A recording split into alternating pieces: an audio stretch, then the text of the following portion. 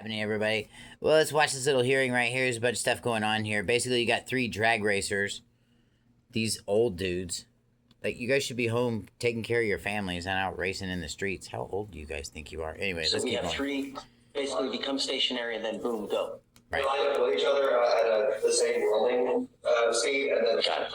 Okay, Mr. Fuentes, Mr. Salazar, and Mr. Varela, I'm going to find that there's probable cause to go forward on all of your cases. Do you have a Texas driver license, Mr. Salazar? Oh, I'm sorry. Mr. Fuentes, do you have a Texas driver license? Mr. Salazar, do you have a Texas driver license?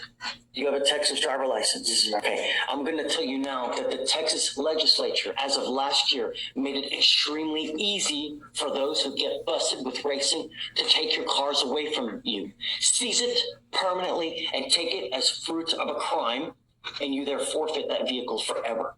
So, how does that happen? Well, those of you guys that take my travel and driving class, one of the things that we talk about is vehicle ownership. I think one of the things that gets really lost in the sauce here is when you hear these guys running around with private plates and then they claim that the living person is now doing commerce and now owns the property. Completely duplicitous. you're now on note. Completely duplicitous and is not going to stand up at all anywhere, only in your imagination. So, that being said, let's review what was happening here. He just said that there's a Texas law because you all have Texas driver's licenses, right? The first thing he asked is, do you guys have all, and they said yes. Well, actually, but anyway, they said yes. So because they said yes, It continues. because they said yes, that was a qualifier. And that immediately the judge says, all right. Now, Texas has new legislation that says that if you get caught racing, we can seize your cars and take your stuff and this and that and this and that. Well, that just sounds like unconstitutional. That sounds like some Nazi stuff going on, right? I mean, a lot of people would agree with that. I would agree with that.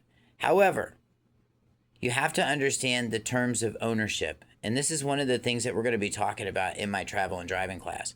See, you don't really own your vehicle. And I don't care what kind of plates you have on your car. You don't own your car either. But you do. But you don't.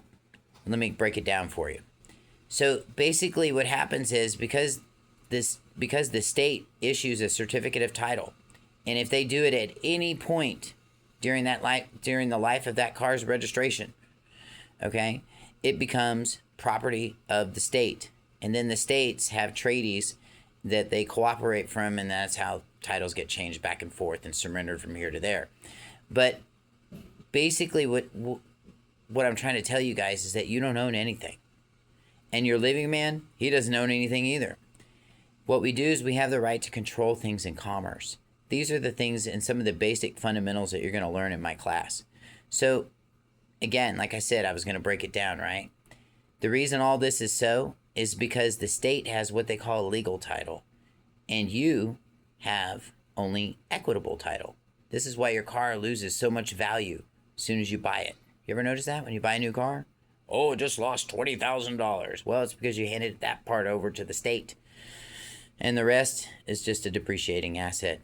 If you guys want to learn how this thing is done, learn how to take care of these little tickets, like this kind of stuff, without even having to show up. That's right. I'm going to show you how to do this stuff properly.